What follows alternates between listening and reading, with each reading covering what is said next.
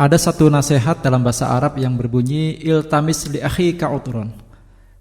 Artinya, carilah alasan untuk bisa memaafkan saudaramu. Nasihat tersebut mengajarkan kepada kita untuk selalu berbaik sangka atau berpikir positif. Ada kisah menarik yang terjadi pada seorang Thalhah bin Abdurrahman bin Auf. Beliau itu seorang yang dermawan ya, karena memang bapaknya itu kan Abdurrahman bin Auf, seorang yang kaya raya, seorang saudagar. Anaknya ini Thalhah itu juga sama, orangnya dermawan. Suatu hari istrinya berkata kepada Thalhah ini, "Aku tidak melihat orang yang paling rendah akhlaknya tidak tahu berterima kasih dari teman-temanmu." Maka Thalhah berkata, "Mengapa begitu?" Istrinya mengatakan, "Iya, karena jika kamu sedang kaya, sedang punya uang, mereka mendekatimu. Tapi ketika kamu sedang tidak punya uang, mereka meninggalkanmu." Ini mungkin sering kita alami juga ya, kasus seperti ini ya. Apa yang dikatakan Thalhah kepada istrinya? Thalhah ini mengatakan, "Justru menurutku mereka punya akhlak yang baik. Mereka datang kepada kita ketika kita dapat memuliakan mereka, dan mereka meninggalkan kita ketika kita tidak mampu melaksanakan hak mereka." Masya Allah ya. Ini contoh orang yang berpikir positif.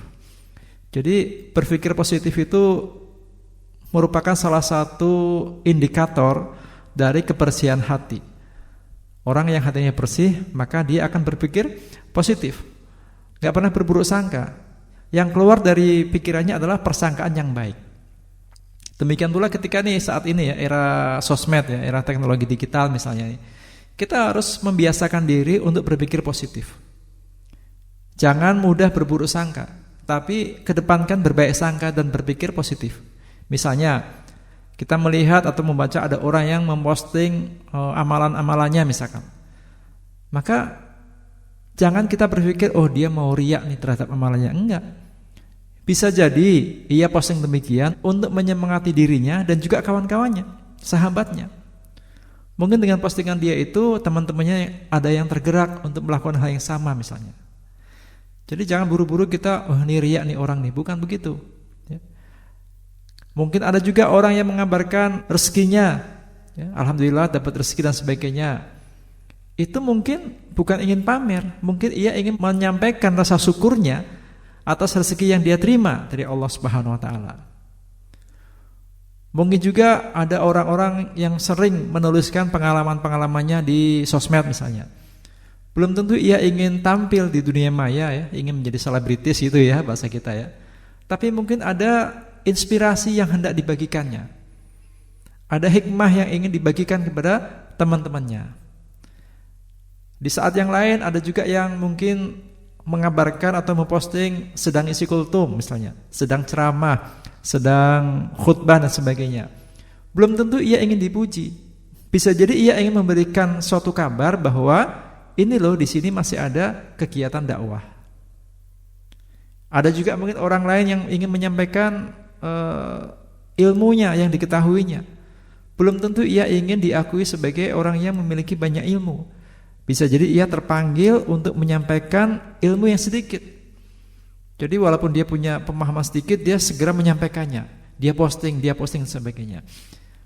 Kadang kita kan komentarnya, ini sok pinter, sok apa kan begitu kan? Ya ini harus kita hilangkan komentar-komentar demikian teman-teman sekalian. Ada juga mungkin orang yang senang mengkritisi, kritis orangnya itu, mengkritisi kekeliruan maksudnya ya. Belum tentu ia itu ingin dianggap sebagai orang yang merasa paling benar. Bisa jadi ia memang bersikap kritis karena mencintai orang yang dia kritisi itu. Dia tidak mau orang yang dia cintai itu salah misalkan atau melakukan suatu kesalahan. Jadi kedepankan hal-hal yang positif ketika kita mendapati seseorang posting sesuatu. Jangan buru-buru merespon dengan berburuk sangka. Biasakanlah kita berbaik sangka. Bukan berarti ketika berbaik sangka itu kita juga membiarkan teman-teman kita atau kawan-kawan kita yang melakukan kesalahan. Ketika kita dapati teman kita melakukan sebuah kesalahan, maka tugas kita adalah memberi nasihat kepadanya, meluruskan, jangan membiarkan. Jadi sekali lagi, berbaik sangka itu juga harus disertai dengan perasaan atau semangat saling mengingatkan supaya kita tidak tergelincir, ya. Kita terjaga niat kita, tidak terhapus amalan-amalan kita. Apa yang nampak keliru di mata kita, maka menjadi tugas kita untuk meluruskannya. Tetaplah berbaik sangka, karena berbaik sangka itu menenteramkan kita, menenangkan kita, dan tetaplah saling mengingatkan, karena mengingatkan ini juga menjadi kebutuhan kita sebagai seorang mukmin. Kita butuh saling diingatkan, kita butuh nasihat orang lain. Berbaik sangka itu indah, teman-teman sekalian. Tetaplah berbaik sangka dan saling menasihati, karena itu menjadi kewajiban setiap muslim. Wallahu a'lam bishawab.